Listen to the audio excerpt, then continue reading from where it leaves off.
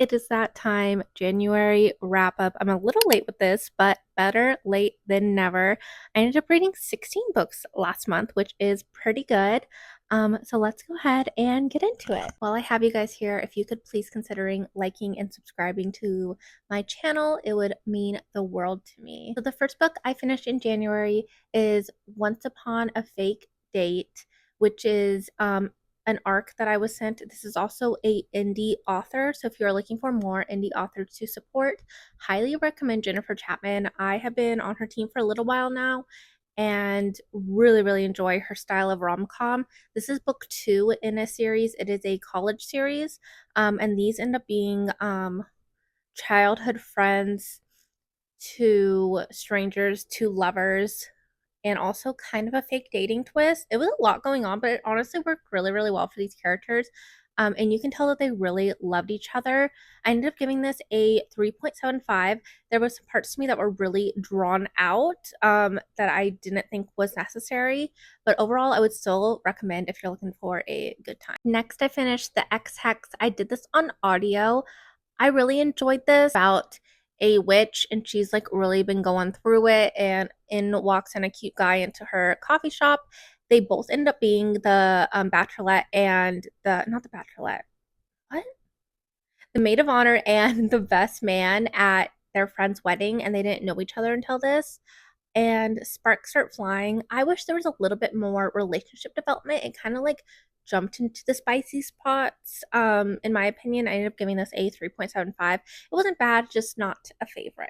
Then I finished At Dark, I Become Lonesome. This was another arc that was sent to me. I also read this via audiobook. I very much enjoyed this book. I ended up giving it a 4.5 star. It is a grief horror, and also like a lower end splatterpunk horror. So I think it's a good entry point to splatterpunk. Um, though my perception of that might be warped because I have read some crazy splatterpunk books. But I really enjoyed this. I really like grief horror. Definitely intense on the trigger warnings, though. I'll put a picture of it here. And don't take those trigger warnings with a grain of salt. It was pretty heavy. Next up, I had Lost and Lassoed. Now, I was really looking forward to this book. I have been very enjoying this series a lot. The first book was a 5 star. The second book, I think I gave it a 4.5 star. And this book I thought was going to be my favorite. I have loved these two characters, their banter during the other two books. If you don't know, this is a best friend's brother relationship. It's also like a cowboy romance. There's just so many good things were going on for this book to be good, but sadly, it really fell flat for me. I gave it a 3 star, and it honestly would have been lower if I didn't already see their characters in the other books because that helped build them up more for me. But they went from hating each other to in a relationship like that. It was just seemed weird to me. I feel like we were really missing stuff. This book was on the shorter side. I think it was under 300 pages. And I definitely think this book could have benefited from being an extra 50 pages long, maybe even 100 pages more. I just needed more. Next up, I have Clowns in the Cornfield. This is a YA horror book. It is a slasher. It was super fun. It's like very 90s slasher, teenagers at a party, things go awry. I really enjoyed it a lot. And on that same vein, I jumped right into book 2. I ended up doing book 2 on audio. I did the first one on my Kindle. I really enjoyed book 2. I did like book 1 more. And I don't know if that's just because I read it on my Kindle versus listening to it. But I didn't enjoy the plot as much in book 2. But overall, I would still really recommend this. There is a third book out. I'm waiting for my hold to come in on Libby. But I am really enjoying it. I gave the first book a 4 and the second book a 3.75. Next, we have The Perfect Couple by Ruth Ware. I did this on audio. I love Ruth Ware, and I almost think I've done all of her books that I've read so far on audio. I could be wrong. I might have read one or two physically. But I think her books are so good. I describe her as a slow burn thriller, which is very common in like the UK and stuff. But I feel like here in the States and the US, we tend to have more fast-paced thrillers, and that's what a lot of readers are used to, so they have a harder time with these slow burn thrillers. But I love them. I have read so many thrillers, so it's really hard to like I'm used to the formula. So that's why I really like reading like some thrillers from the other side of the world. Just because they're different, they're formulated differently, and this one was really, really cool. It was like a couple going on a reality TV show, and it starts to go cray cray. I really enjoyed it. I would recommend it. I gave it a 4.5 stars. Next up, I have Ghost Camera by Darcy Coates. I love Darcy Coates. Sadly, wasn't a fan of this. This is a collection of short stories, and I really enjoyed a few of them. I really did not enjoy a couple others. I ended up giving it a 3 star. It was very mid for me. I feel like that happens a lot with short story collections for me. Um, and also, I believe I heard, I don't know for sure, but that the very first book in this like collection is one of her earliest works, and I loved the first book in this collection. Yeah, so that was kind of cool. Next up, we have Complications in Paris. This is a historical romance set in Paris in the 1920s, I believe. I believe it was the 20s. Was it? I can't remember right now. I'm really drawing a blank, guys. I will put it on the screen.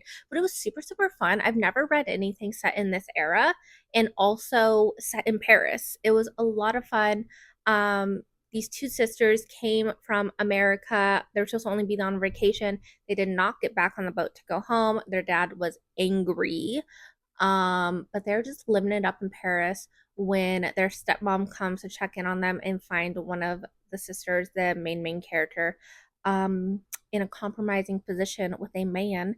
So they fake an engagement. I really loved it. It was a lot of fun. There was some deep parts in it, as long as the really funny parts. I gave it a 4.25. This is part of a series, and I did not know that. And I didn't read book one. I'm definitely going to read them. They are on KU, and yeah, really enjoy them. Also, the cover of these are gorgeous. Next up, I have The Friend Zone by Abby Jimenez. I love Abby Jimenez. I talk to her. I wish I talk about her all the time. Sadly, this book was a letdown for me. I knew it wasn't going to be up to par with her newest series just because this was her debut novel. But I was expecting it to be around a 4 star for me. While I was reading this book, I was almost going to rate it like a 2.5. I almost DNF'd it a couple times. I was buddy reading it with a friend and she told me to keep pushing through. The last 75 pages really saved this book. I ended up giving it a 3 star. Definitely setting up for the rest of the series. I'm super excited for book two, but sadly it was a flop for me. Next up, I have Night Bitch. I love this book. It is right up my alley. Weird girl horror lit fic type thing is what I dream of.